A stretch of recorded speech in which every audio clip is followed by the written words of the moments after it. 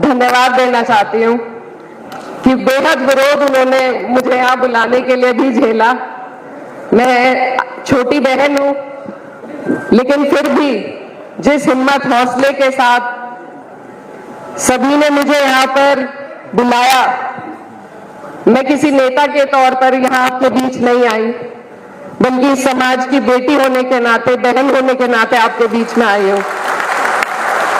और मुझे जरूरत नहीं है समाज के प्रति अपने लगाव का किसी को भी प्रमाण देने की, क्योंकि ये लगाव मुझे विरासत में मिला है मेरे मरहूम पिता चौधरी मुनव्वर हसन जी के द्वारा, जिन्होंने हमेशा समाज हित में जहां भी जरूरत पड़ी जाने का काम किया।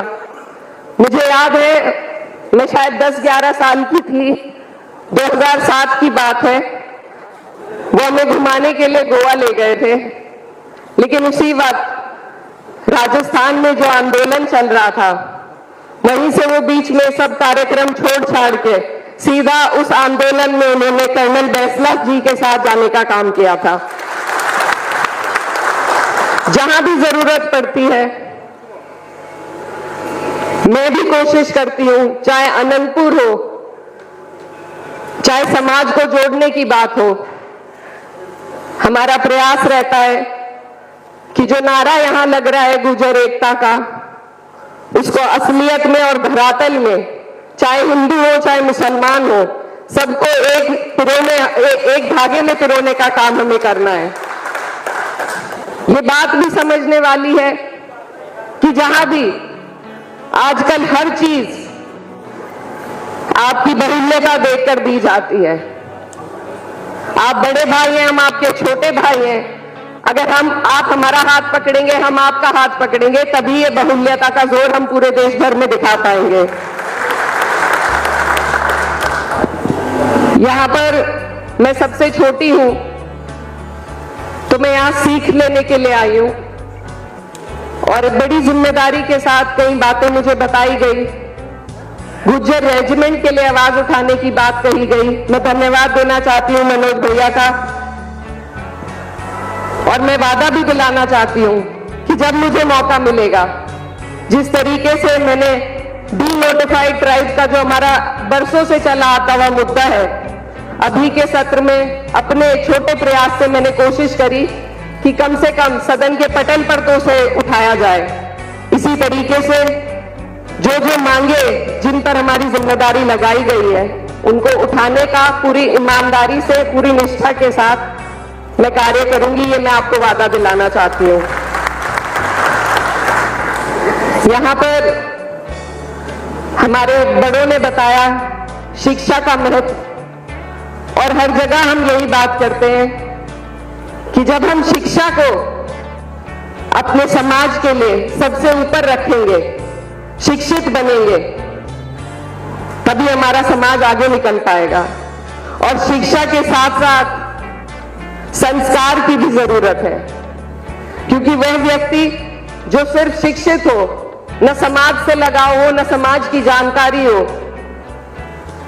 वो हमारे लिए उस तरीके से समाज को नहीं बढ़ा सकता जैसे आप और हम सब यहां चाहते हैं। तो हमारे समाज की संस्कार हमें आगे बढ़ाने की, इतिहास को सिखाने की भी जरूरत है शिक्षा के साथ साथ। मैं एक बात और कहना चाहती हूं कि मैं यहां पर बहुत अकेला महसूस कर रही हूं, इसलिए नहीं कि मैं एक मुसलमान भी हूं, बल्कि इसलिए कि मैं यहां पर एक अकेली महिला हूं। हमारी बहनें, अगर हम उन्हें भी न सिर्फ शिक्षा में, न सिर्फ रोजगार में, बल्कि लीडरशिप में भी आगे लाएं, तो ये हमारे लिए बहुत जरूरी कार्य है। क्योंकि अक्सर हमने देखा है कि बहनें हमेशा जोड़ने का काम करती हैं, तोड़ने का काम नहीं करती।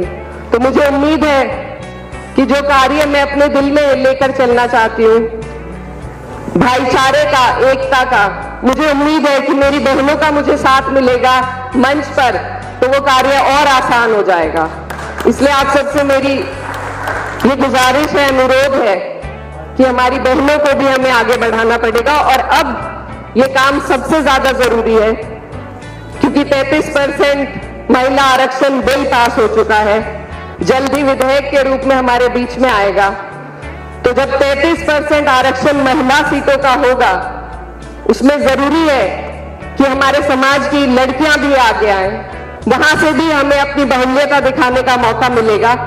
लेकिन उसकी शुरुआत हमें अभी करनी पड़ेगी। हमें अपने बीच से प्रोत्साहन बढ़ाना होगा, भाइयों को बहनों को आगे लाना होगा। यह भी हमारे लिए एक बेहद जरूरी कार्य है। अभी 2 दिन बाद हमारा सत्र है दोबारा से, जो महिला आरक्षण बिल पे है।